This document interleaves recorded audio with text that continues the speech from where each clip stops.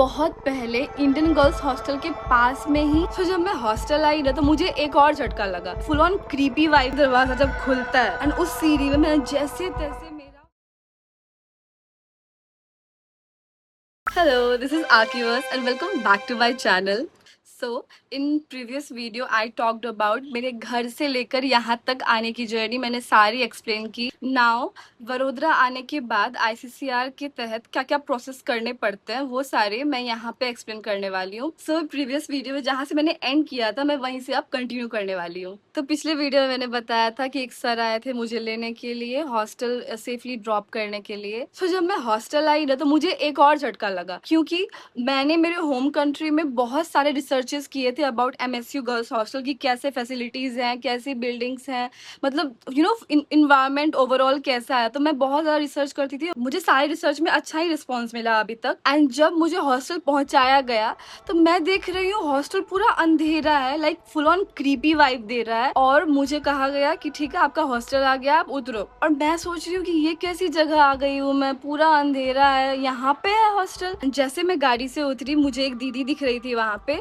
और सर ने बोला कि हमारा काम यहीं तक का था, अब ये दीदी हैं, ये दीदी आपको सारा हॉस्टल दिखाएंगी, आप कहाँ पे रहोगे वो आपको वहां तक लेके जाएंगे, ओके। और वो जो रास्ता था जहाँ से वो मुझे लेके जा रही थी वो रास्ता कहाँ एंड होने वाला मुझे समझ ही नहीं आ रहा था, बट स्टिल मैंने हनुमान जी का नाम लिया और मैं चलते बनी। एंड जैसे मैं ऊपर पहुंची हूँ दीदी मेरे साथ साथ ऊपर आई है एंड देन दीदी ने दरवाजे पे नॉक नॉक किया, ओके। एंड फिर वहां से दरवाजा जब खुलता है माई रूममेट, मेरी रूममेट को पहली बार देखा एंड देन मैं रूम आई, दीदी मेरे साथ ही थी, मुझे छोड़ा नहीं उन्होंने, वो मेरे साथ ही बैठी हुई थी। तो मैंने उनको बोला मुझे बहुत ज्यादा भूख लगी है, मैं लिटरली 5 बजे खाया था और अभी तक 9:30 बज रहा है, मैंने कुछ भी नहीं खाया है। देन शी सेड कि नहीं आसपास में तो कोई भी होटल या फिर कुछ भी कैंटीन वगैरह कुछ नहीं खुला, 9:30 ही बंद हो जाता। और 9 बजा हुआ तो आधा घंटा बीत चुका था। तो दीदी ने बोला ठीक है मैं आती हूँ। तो फिर दीदी बाहर गई तो उन्होंने वो सर जिनका मुझे नंबर मिला था ईमेल में जो मुझे लेने नहीं आए थे उनको कॉल किया और बोला, वो मेरे बारे में बता रही थी कि इनको भूख लगी है, बोल रही है होटल जाने को और इतनी रात को तो भेज नहीं सकते हैं, हॉस्टल के कुछ रूल्स होते हैं। तो फिर उनकी बात चल रही थी एंड मैं फिर आके बैठ गई। फिर वहां से दीदी आई और उन्होंने बोला कि आप बैठो, खाना आपका आ रहा है और गुजराती थाली खाना पसंद करोगे आप? तो मैंने बोला हाँ। तो फिर मेरे लिए गुजराती थाली मंगाई गई थी। मेरे भाई ने ही मुझे बताया था कि ऑन द फर्स्ट डे अगर आपको मतलब आप लेट हो जाते हो, कोई फूड सर्विस अवेलेबल नहीं है तो OIA डिपार्टमेंट आपको फूड ऑफर करती है as a welcome gift. And then I was relieved कि हाँ अभी का तो खाने का प्रॉब्लम सॉल्व हो गया। एंड द नेक्स्ट डे दीदी आती है, वो दीदी नहीं जिन्होंने मुझे हॉस्टल तक पहुंचाया था, एक दूसरी दीदी आती है। तो हॉस्टल में बहुत सारे लोग होते हैं जो यहाँ के स्टूडेंट्स को गार्ड करते हैं। सिक्योरिटी गार्ड्स तो होते ही हैं जो गेट्स पे रहते हैं, बट उनके साथ साथ हॉस्टल में साफ सफाई करने के लिए या फिर कुछ सामान अगर खराब हो जाता है तो इन्फॉर्म करने के लिए दिन में कोई और दीदी होती है, फिर रात का किसी और का ड्यूटी होता है और जो सिक्योरिटी गार्ड्स है उनके भी ड्यूटीज चेंज होते रहते हैं। तो हमारे हॉस्टल में दिन में परमानेंट है कि हमारे हॉस्टल में ज्योति दीदी आती है, ओके, हर दिन। And she was very kind toward me, she was talking very nicely. तो मैंने बहुत कुछ पूछा उनसे, तो मैंने उनको बताया कि जब मैंने यहाँ के बारे में सर्च किया था तो मुझे कोई और हॉस्टल दिखा और जब मैं यहाँ पे आई हूँ तो मैं किसी और हॉस्टल में हूँ, ये कैसे डिफरेंट हो गया। तो उन्होंने मुझे बताया यहाँ पे 2 गर्ल्स हॉस्टल है, Indian girls hostel and another is international girls hostel. बहुत पहले इंडियन गर्ल्स हॉस्टल के पास में ही इंटरनेशनल गर्ल्स हॉस्टल था, लाइक 70 बाग करके। एक्चुअली वो 70 बाग था, 70 बाग, पर उनको यहाँ के लोकल्स जब बुलाते थे उसका नाम लेते थे उसको 70 बाग 70 बाग बोलते थे।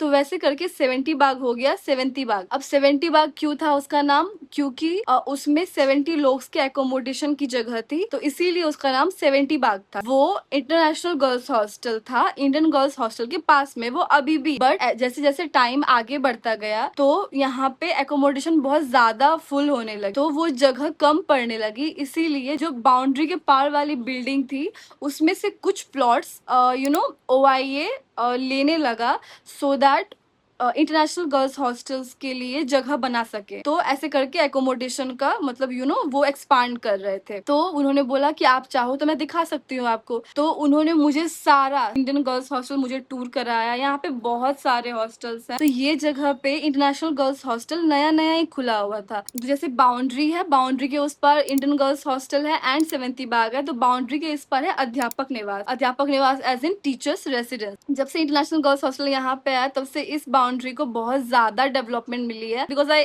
लिटरली नो कि there are lots of people working behind. भले दिख नहीं रहे हो बट सिक्योरिटीज है, गार्ड्स हैं, दीदी वगैरह हैं, तो सबकी नजरें होती है हमारे पर। एंड मुझे एक बार याद है, मैं ऐसे ही मतलब सुबह 5 बजे निकल गई थी हॉस्टल से और मुझे लगा कि मुझे कोई मतलब उस तरफ से कोई देख रहा है। एंड जैसे मैं बाहर निकली, सिक्योरिटी गार्ड मुझे चेक कर रहा था कि कोई लड़का तो नहीं निकल रहा है यहाँ से। तब मुझे एहसास हुआ कि नहीं, there are eyes on the people who are coming and going outside. So it is a very safe area to be in. And then जब मैं यहाँ पे आई तो उसके 2 दिन तक तो मैं सो ही रही थी। लिटरली 2 दिन तक कोई ऐसा काम वाम नहीं था। तो मैं रेस्ट मोड पे थी पूरा। उसके बाद ओआईए डिपार्टमेंट से मुझे कॉल आया था।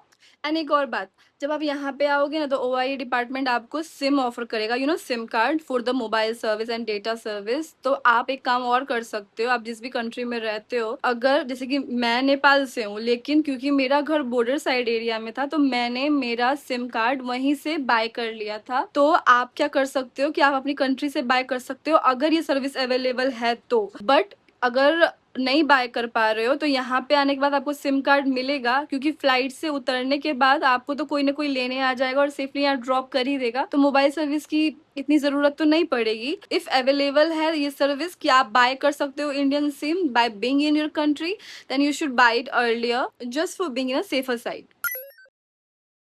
And now I will be telling you the process जिसमें ओआई आपको खुद गाइड करता है। फिर उसके बाद मैं बताऊंगी वो प्रोसेस जिसमें आपको पर्सनली डॉक्यूमेंट्स कलेक्ट करने पड़ते हैं। उसमें ओआई गाइड नहीं करता है, आपको खुद ही आपका वे डिसाइड करना पड़ता है। And you should go and do the documentation. I will tell you that later on. First of all OI किस चीज में आपको गाइड कर सकता है या फिर करता है वो मैं आपको बताती हूँ। सो फर्स्टली तो सिम कार्ड हो गया। फिर उसके बाद वो बोलते हैं हेल्थ इंश्योरेंस बाय करने के लिए, जिसमें आपके 5 लाख तक की हॉस्पिटल की बिल कवर अप हो जाए, वैसे वाले आपको हेल्थ इंश्योरेंस बाय करने पड़ेंगे। वो ऑलरेडी एक लेटर में लिखा हुआ था जो कि मुझे एम्बेसी से मिला था, तो वो मुझे पता था। तो उन्होंने ओआईए डिपार्टमेंट बुलाया था।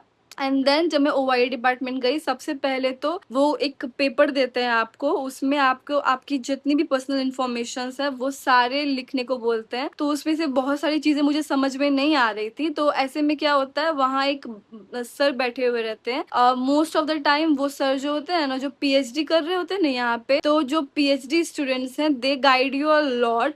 तो उन सर ने हमें बताया कि कैसे करना है, कैसे ये फॉर्म फिलअप करना है, और बहुत कामली हमें समझाया था। एंड साइड में एक there was another person who was sitting for the health insurance. आपको ऐसा नहीं है कि इंटरनेशनल डिपार्टमेंट में जो भेजे गए हैं ना हेल्थ इंश्योरेंस वाले, आपको उन्हीं से बाय करना है, आप पर्सनल लेवल पे बाय कर सकते हो। तो क्योंकि मुझे पता था तो मैंने बोला कि नहीं, मैं सोचती हूँ उसके बाद मैं बाय करूंगी।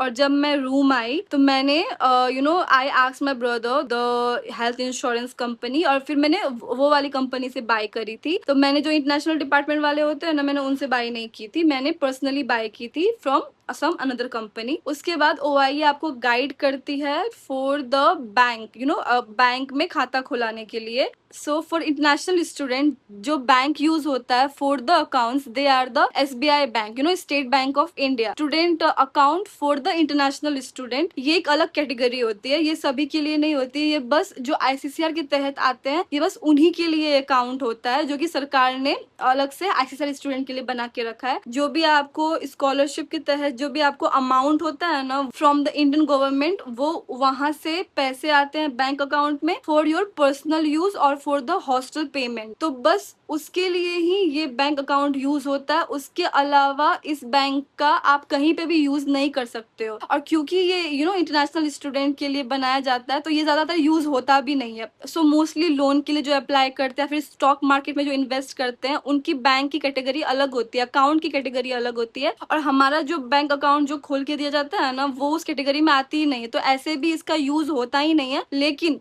अगर ये यूज में आता भी हो तो भी ये प्रोहिबिटेड है, इसको यूज बिल्कुल नहीं करना चाहिए for any other purpose, is just purely for the purpose of stipend और स्कॉलरशिप मनी, दैट्स ऑल।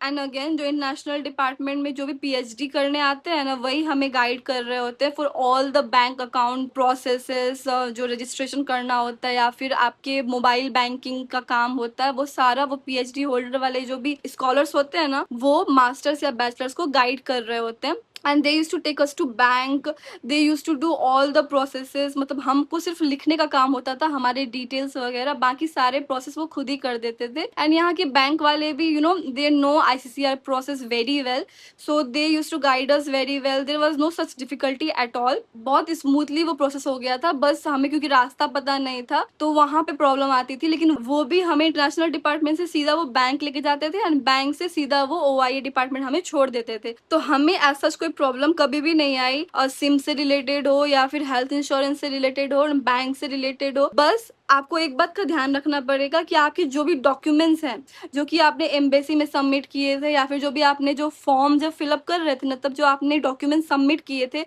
वो सारे डॉक्यूमेंट आपके पास रहने चाहिए। उनकी कॉपीज भी आप करा के रखना, प्रिंट करा के रखना, ताकि आपका सारा काम स्मूथली हो, कुछ भी अटके ना। एंड देन हमारा bonafide paper and FRRO, full form मुझे नहीं पता, एंड वीज़ा। FRRO का फुल फॉर्म मुझे इसलिए नहीं पता क्योंकि मुझे कभी ज़रूरत ही नहीं पड़ी, नेपाल के स्टूडेंट्स को वीज़ा नहीं लगता, दैट्स वाई वीज़ा के प्रोसेस हमारे हुए ही नहीं। एंड जब वीज़ा के प्रोसेस नहीं होते हैं तो फिर FRRO भी नहीं होता है यहाँ पे हमारे लिए, only for Nepal student. Sri Lanka, Africa, Vietnam, Thailand के होते हैं, तो उनको पता होगा ज्यादा इसके बारे में, मुझे इसके बारे में ज्यादातर कुछ भी आइडिया नहीं है। हाँ, बोनाफाइड पेपर भी होता है। Bonafide paper is literally your personal detail information document along with your current address of India. तो जब जब आप मूव इन करोगे, मूव आउट करोगे फ्रॉम हॉस्टल और एनी अदर प्लेसेस, तब तब आपको बोनाफाइड पेपर फिर से बनाना पड़ेगा। एंड यस, एक बार वो आपको फिर से बुलाते हैं फॉर योर स्टूडेंट रजिस्ट्रेशन, जिसमें कि अगेन जो ओआईए डिपार्टमेंट सर बैठे होते हैं ना, उनको बस अपनी पर्सनल डिटेल बोलते जाओ और वो लैपटॉप में सारे पर्सनल इन्फॉर्मेशन फिल इन करते जाएंगे। एंड आपका स्टूडेंट आईडी बनाया जाएगा, जो आपको आपके मार्क्स देखने हैं, या फिर आपकी student ID with your unique student ID number and you know your exam hall ticket और your marksheet, you can just log in and check those things. So after all this, they will tell you to go for a thalassemia checkup. Thalassemia checkup is generally a blood test. तो मैं मेरे college friends के साथ MSU के health post गई, so they take some blood and then वो अहमदाबाद जाता है शायद for the testing process, and then you get your thalassemia report जो कि आपको submit करनी है in the OIA department. इसमें आपको OIA मतलब directly नहीं but indirectly आपको help करता है, like you know the caretakers who come in hostel for the cleaning purpose, if you tell them कि मुझे जाना है, मुझे पता नहीं है कि हेल्थ पोस्ट कहाँ है, क्योंकि लकीली मेरे दोस्त जा रहे थे तो मैं चली गई वहाँ हेल्थ पोस्ट पे, नहीं तो मेरा प्लान तो यही था कि जो ज्योति दीदी है मैं उनके साथ हेल्थ पोस्ट जाऊंगी एंड थैलेसेमिया की रिपोर्ट्स कलेक्ट करूंगी। और हाँ, मुझे एक और ईमेल आया था, अगस्त में ही आया था शायद, उसमें एक पीपीटी थी एंड एक पीडीएफ था। तो मैंने पूछा था कि इस पीडीएफ का क्या करना है, तो उन्होंने ओआई डिपार्टमेंट से पूछा था, तो उन्होंने बताया कि पहले प्रिंट करा लो ये पीडीएफ को and then come to the OIA office, यहाँ बहुत सारे स्टूडेंट वो फिलअप कर रहे होते हैं तो आपको हेल्प मिल जाएगी। मैं वहाँ पे गई पीडीएफ की प्रिंट लेके एंड मैंने वो फिलअप करके बस सबमिट कर दिया, उससे ज़्यादा नहीं करना होता है। I will show you that.